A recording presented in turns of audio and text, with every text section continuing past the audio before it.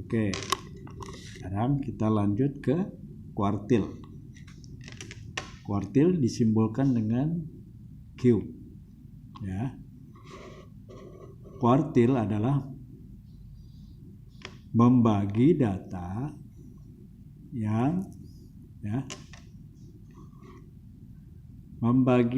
yang berurutan menjadi 4 bagian yang sama banyak.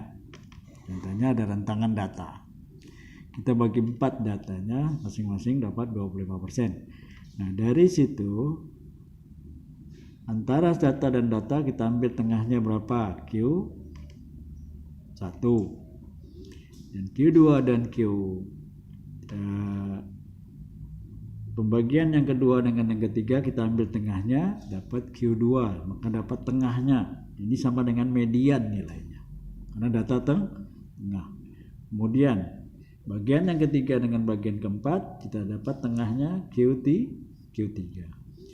Nah, Q1 biasanya dibilang kuartil bawah, Q2 kuartil tengah, Q3 kuartil atas. Oke. Kuartil itu ada 2, kuartil data tunggal dan kuartil kata kelompok. Nah, sekarang kita masuk ke kuartil data tunggal. Kuartil data tunggal, pertama kita untuk menjawabnya urutkan dulu datanya. Kemudian tentukan letak data kuartil bawah atau Q1. Kalau ditanya Q1 letak. Nah, ini adalah rumus untuk menentukan letak data, bukan nilai data ya, menentukan letak data. Jadi karena dia dibagi 4, maka untuk Q1 1/4 dikalikan dengan banyaknya data ditambah 1. Ya, ini baru letak data, bukan nilai data ya, baru letak data. Letak data Q2 ya. Berarti Q2 2/4 atau 2 dikalikan dengan banyaknya data tambah 1 dibagi 4. Berarti 2/4 atau setengah, bagi 2 berarti setengah. Maka sama dengan median. Kemudian Q3 atau Q atas, letak datanya pada data, karena Q3 berarti 3/4 kalikan dengan banyaknya data ditambah 1.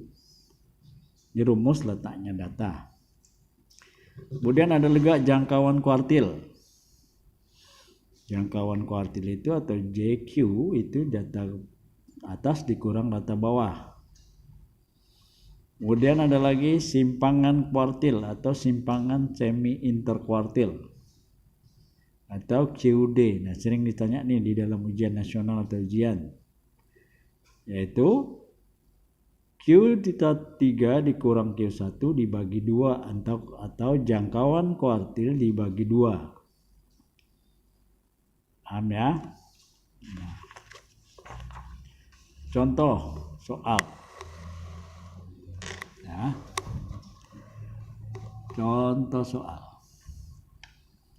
Bisa diketahui data 1, 6, 9, 3, 5, 8, 10, 4, 6, 8, 11. Ya. Nah, pertanyaannya, tentukan nilai kuartil bawah atau Q1, kuartil atas atau Q3, dan simpangan kuartil atau semi interkuartil atau QD. Jawab. Ya. Urutkan datanya. Ya. Urutkan datanya. Tadi datanya, maka kita urutkan yang terkecil sampai yang terbesar. Maka datanya 1, 3, 4, 5, 6, 6, 8, 8, 9, 10, 11. Nah, banyaknya data ini ada 11. Kita hitung 1, 2, 3, 4, 5, 6, 7, 8, 9, 10, 11. Jadi banyaknya data ada 11. Nah, untuk menentukan Q1, nilai Q1, tentukan dulu letak Q1 pada data keberapa. Ya.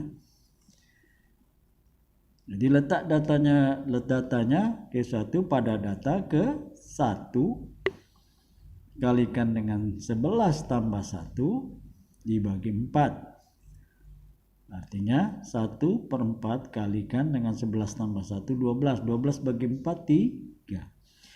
Maka letak data Q1 pada data ketiga. 1, 2, 3. Data ketiga berapa nilainya? Berarti data ketiga nilainya 4. Maka Q1 atau Q bawah nilainya 4. Paham ya? Kemudian kita lanjut. Q3. Oke. Q3 kita tentukan dulu letak datanya. Letak dataku dia pada data ke berarti 3/4, berarti ini 3 ya. 3/4 dikalikan dengan banyaknya data tambah 1. Berarti 3/4 kalikan dengan 11 tambah 1 12. Dan 12 bagi 4 3. 3 kali 3 9. Maka letak data Q3 berada pada data ke-9. Nah, hitung 1 2 3 4 5 6 7 8 9. Berarti data ke-9 yang nilainya 9. Kebetulan aja ini sama. Jadi nilai Q3 adalah 9. Oke. Dapat, maka Q1 tadi 4, Q3 9. Tuh, simpangan kuartilnya atau semi interkuartil QD-nya, maka QD-nya Q3 dikurang Q1 dibagi 2. Berarti 9 dikurang 4, 5 dibagi 2, 2,5. Maka simpangan interkuartilnya 2,5. Oke, sampai sini paham? Ini baru data tunggal. Nah, nanti lanjutnya kita masuk ke data kelompok. Oke, sampai sini dulu.